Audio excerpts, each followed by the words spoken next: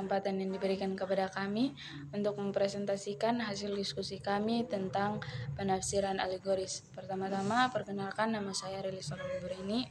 Dan saya Marventio Natalan. Saya Irna Nino. Di sini kami akan menjelaskan tentang penafsiran alegoris. Pengertian penafsiran alegoris adalah sebuah model tafsir yang populer pada abad pertama hingga abad pertengahan. Pendekatan ini merupakan sebuah upaya menyingkap pesan teks Alkitab secara alegoris, yaitu dengan mencari makna di balik kata-kata yang tertulis di dalam teks di kalangan rabi-rabi Yahudi. Model ini merupakan salah satu alternatif model tafsiran, selain penafsiran literal, midras, dan peser.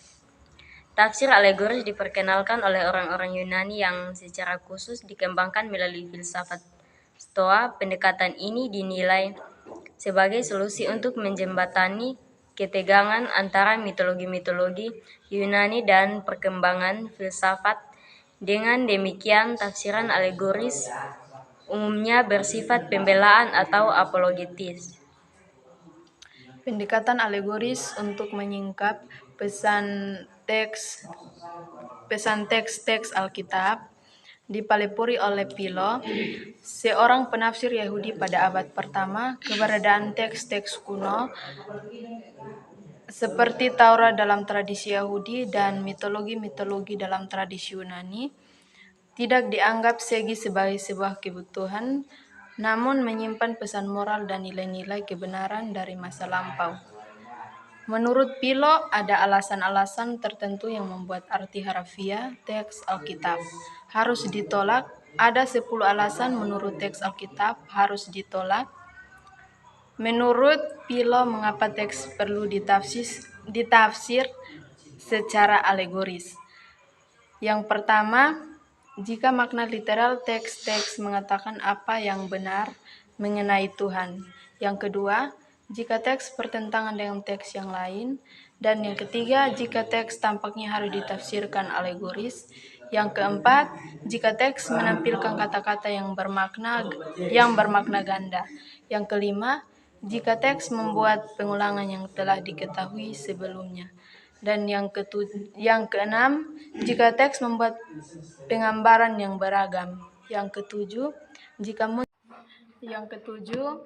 jika muncul kata-kata yang sinonim. Yang kedelapan, jika ada hal-hal yang tidak normal muncul di dalam teks. Yang kesembilan, jika teks memuat pemain kata. Yang kesepuluh, jika teks memuat simbol-simbol. Setelah abad pertengahan, khususnya sejak zaman reformasi, tafsiran alegoris mulai ditinggalkan. Alkitab diyakini dapat menafsirkan dirinya sendiri, atau scriptura interpres. Sikap reformasi ini memang tidak mematikan pendekatan terhadap Alkitab, termasuk pendekatan alegoris. Akan tetapi sikap tersebut mendorong para penafsir untuk lebih berfokus persoalan gramatik dan sejarah teks. Demikian presentasi